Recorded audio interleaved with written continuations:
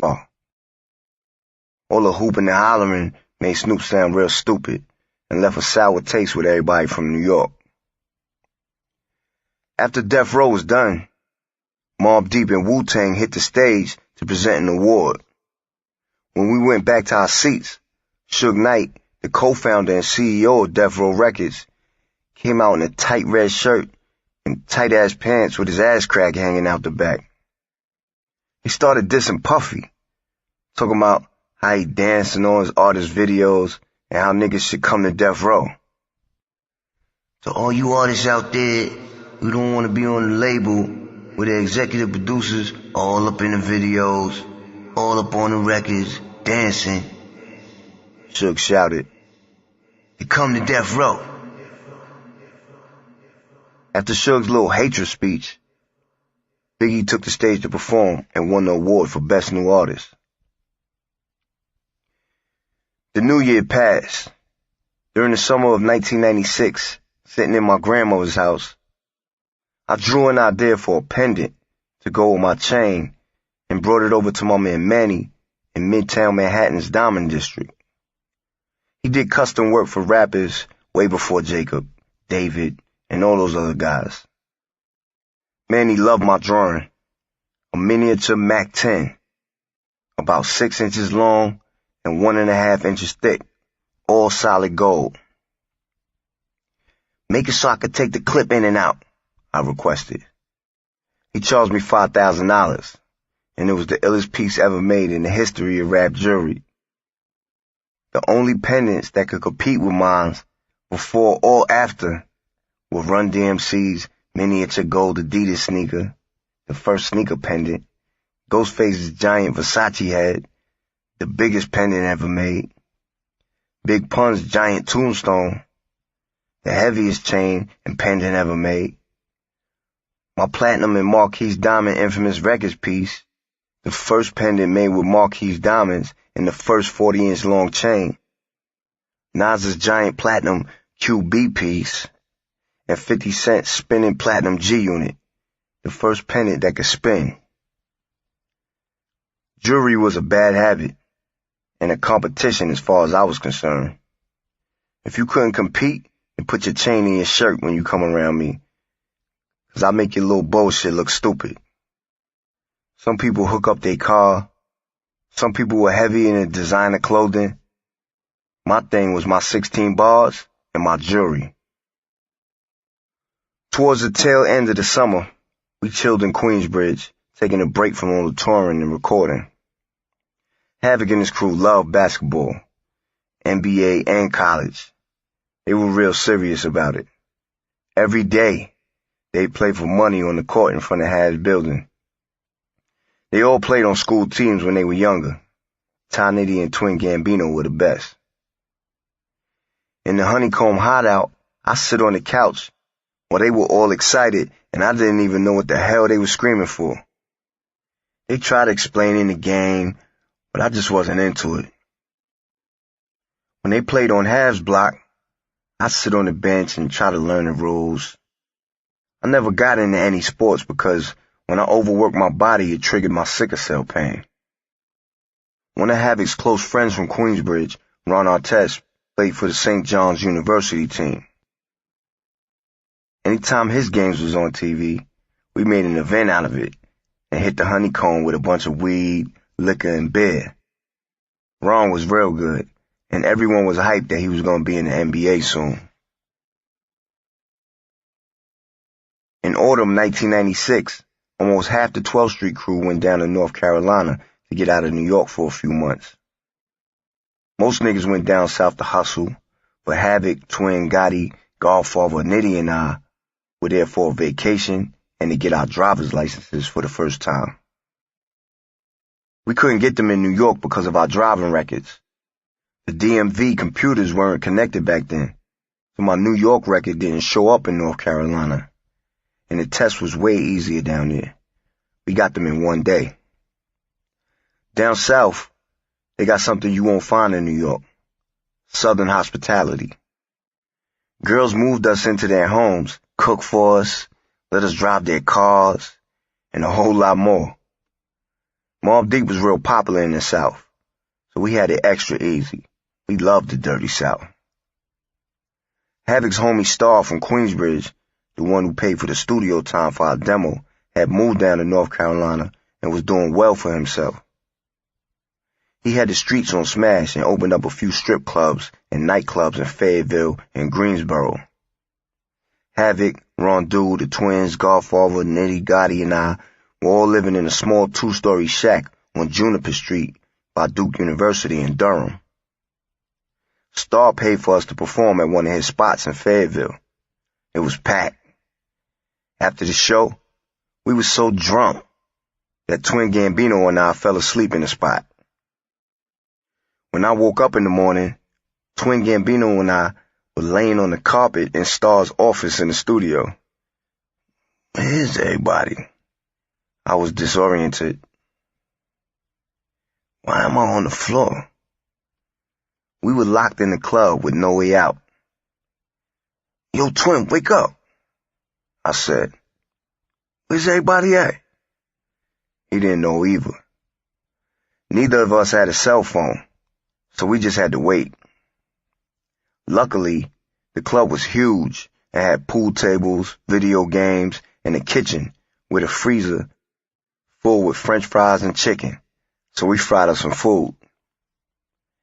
After our meal, we turned on the DJ equipment, went behind the bar, mixed some Seagram's gin and orange juice, our favorite drink at that time, and played a few games of pool.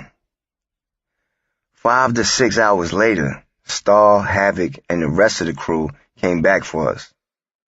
They said they tried to wake us up the night before, but we were both out cold. Twin and I reminisce about that night for years. Around that time, this new truck came out, called the Tahoe. There was a Chevy dealership right by the house in Durham, and I finally had my license.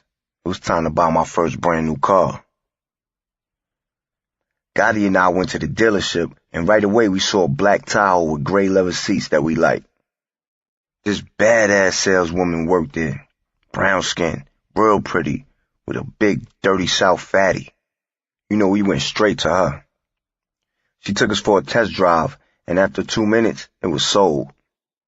Impressed that some young black kids from New York bought a truck that fast, she gave us her phone number and told us to come chill with her later.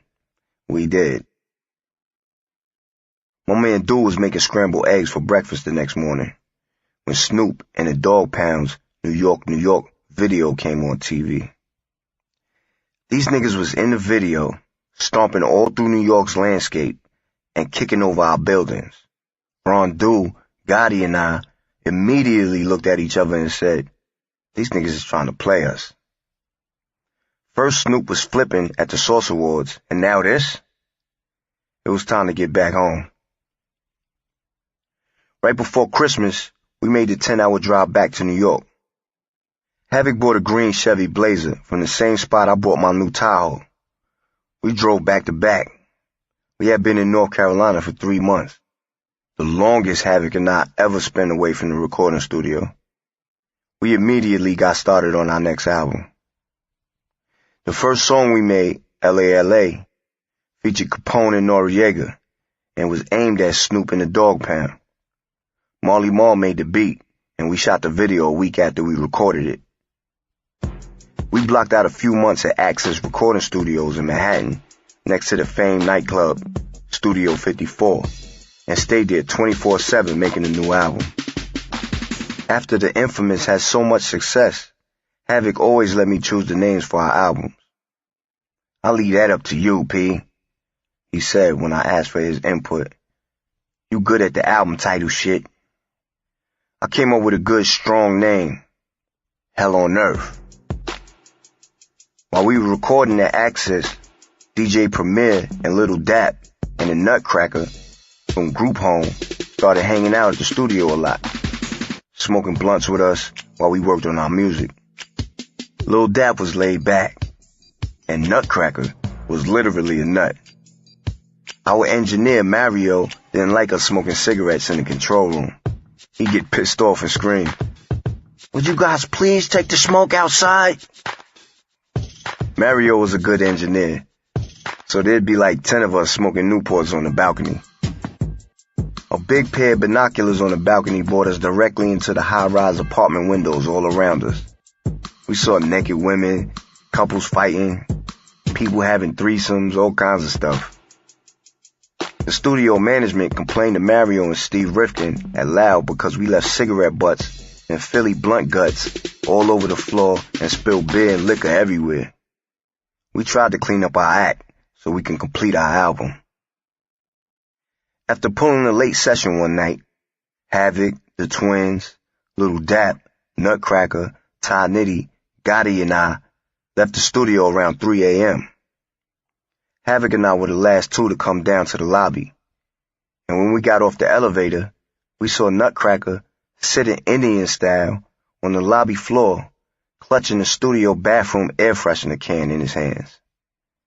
We looked at him like, okay, and left the building. The next day on our way to the studio, we got a call saying that somebody in our session the night before took a shit on the carpet. We started cracking up, but the studio wanted to ban us from coming back.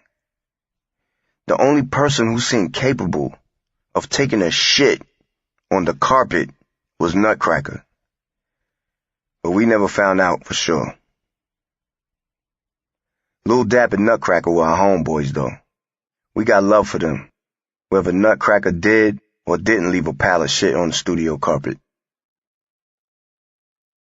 One of Premier's friends told me that one day Premier let Nutcracker use his car, and he brought it back crashed up pretty bad.